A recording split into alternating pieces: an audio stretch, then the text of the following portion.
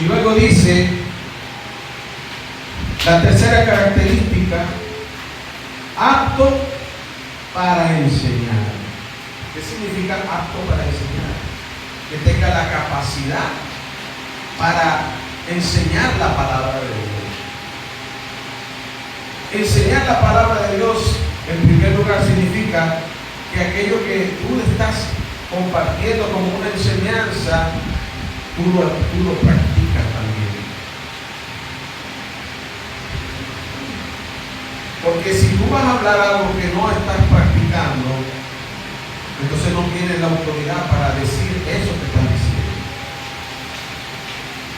Entonces, apto para enseñar significa que tú te instruyes en la palabra de Dios. Timoteo fue instruido en la palabra de Dios, pero él practicaba aquello que había recibido, aquello que por lo cual había sido instruido.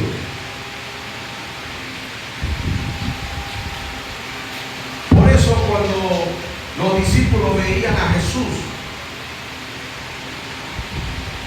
y la manera como Jesús enseñaba,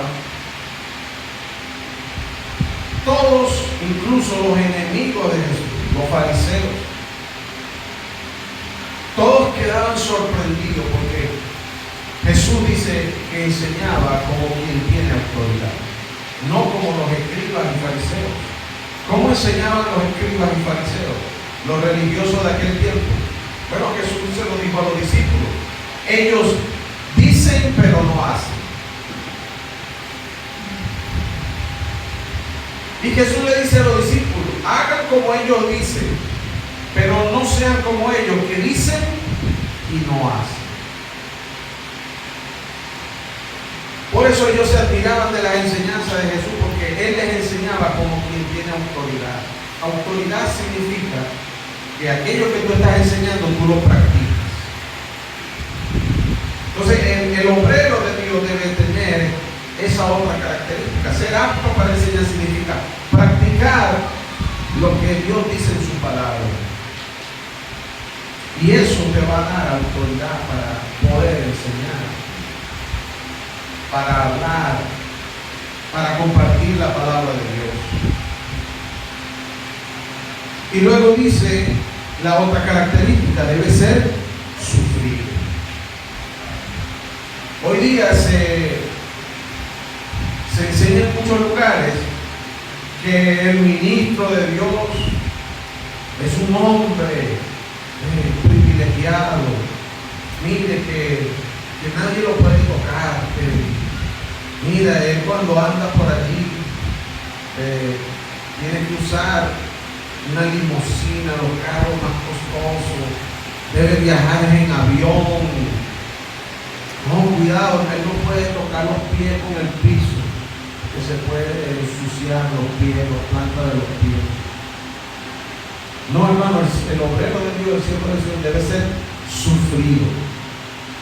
¿Qué significa eso? Que vamos a pasar por tribulación, vamos a pasar por tentaciones, vamos a pasar por problemas.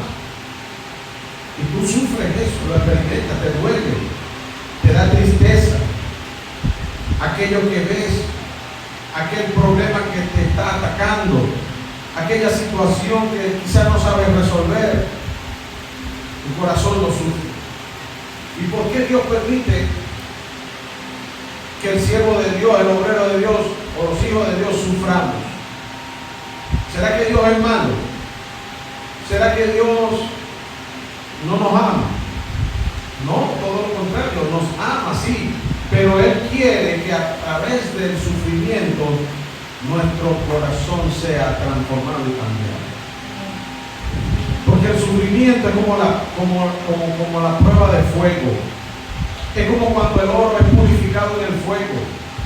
Y la única manera de que el oro sea perfeccionado y sea más puro es cuando pasa por el horno de fuego. Y las tribulaciones y el sufrimiento que muchas veces experimentamos nosotros como hijos de Dios sirve para purificar nuestra fe, sirve para que confiemos más en Dios, porque cuando pasamos por el sufrimiento, ese sufrimiento nos ayuda a ser mejores. Y cuando pasa la tribulación y la dificultad, Y si uno se mantuvo confiando en el Señor, nuestra fe es mucho mejor, es más fuerte, es más poderosa, es más pura. Si pasa por el sufrimiento, hermano, no te quejes. Si pasa por el sufrimiento, no pierda la fe, mantén tu fe puesta en Dios. Porque Dios conoce todas las cosas y Él sabe que lo que estamos viviendo es una enseñanza que Él nos va a dar.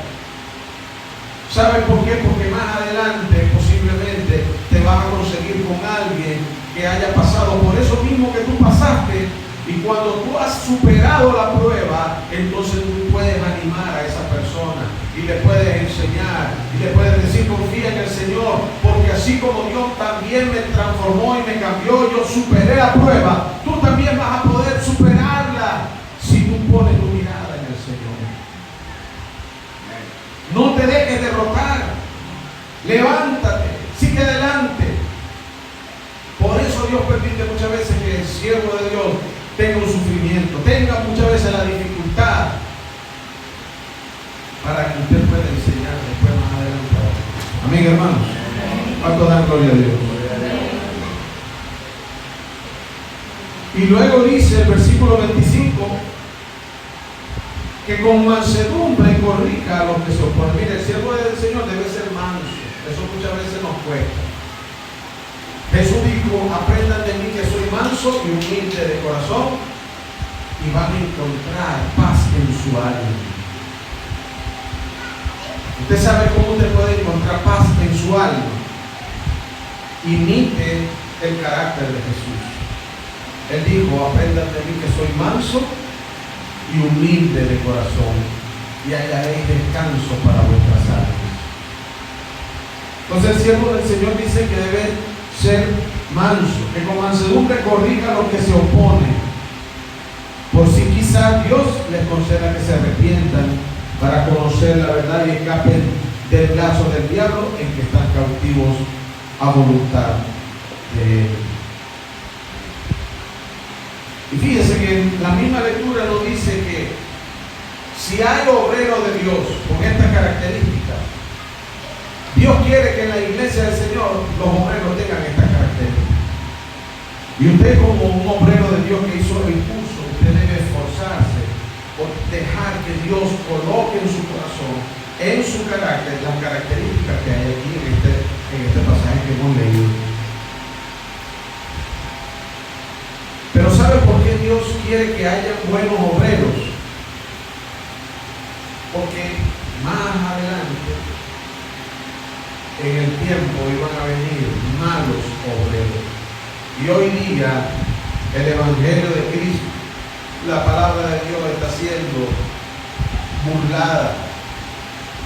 La palabra de Dios está siendo humillada y pisoteada porque hay malos obreros, falsos obreros.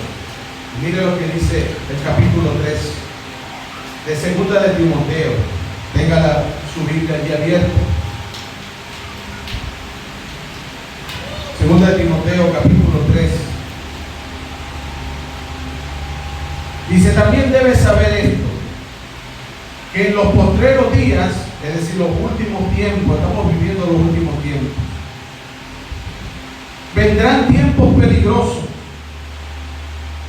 Estamos viviendo tiempos peligrosos, hermanos. Hay peligro ahorita por todos lados, ¿sí o no?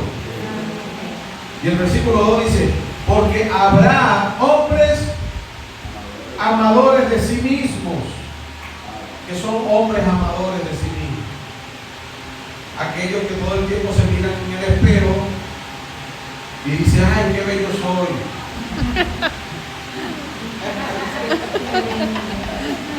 No, mira, no puedo tener una arruga, tengo que echarme silicón. No, mira, en los labios, mira, está un flaquito, tengo que ponerme botox. ¿Usted cree que eso solamente lo hacen las mujeres? Hay hombres que hacen eso.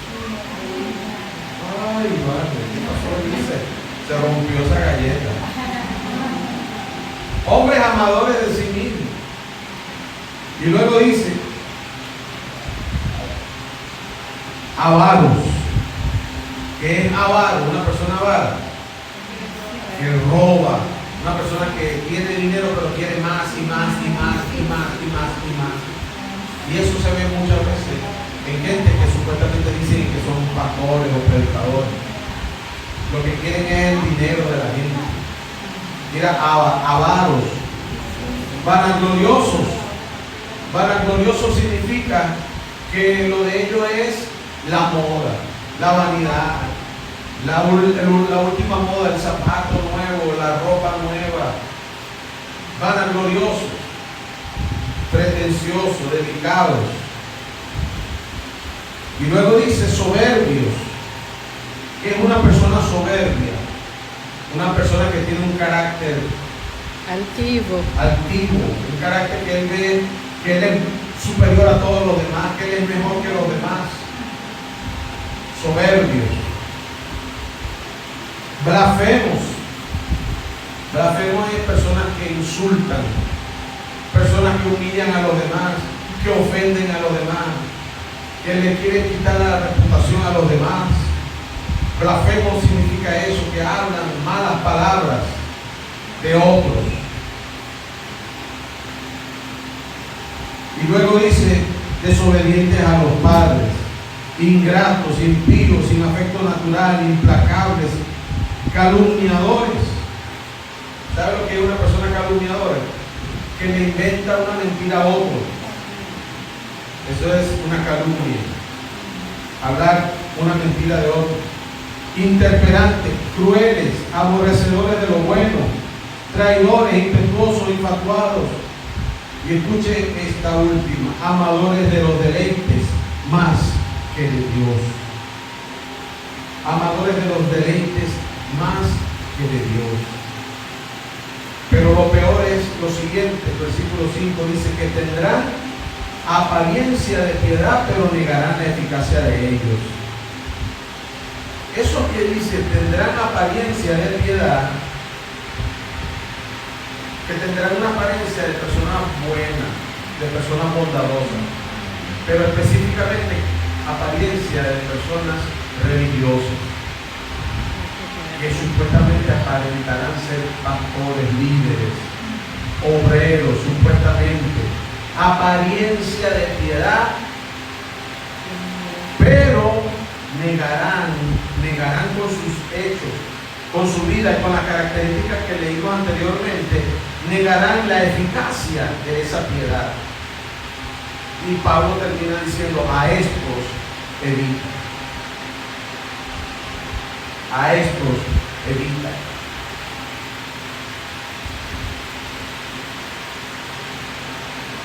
Entonces, mis amados hermanos, aquí vemos el ejemplo que el apóstol Pablo experimentó siendo él un obrero del Señor. Mire lo que dice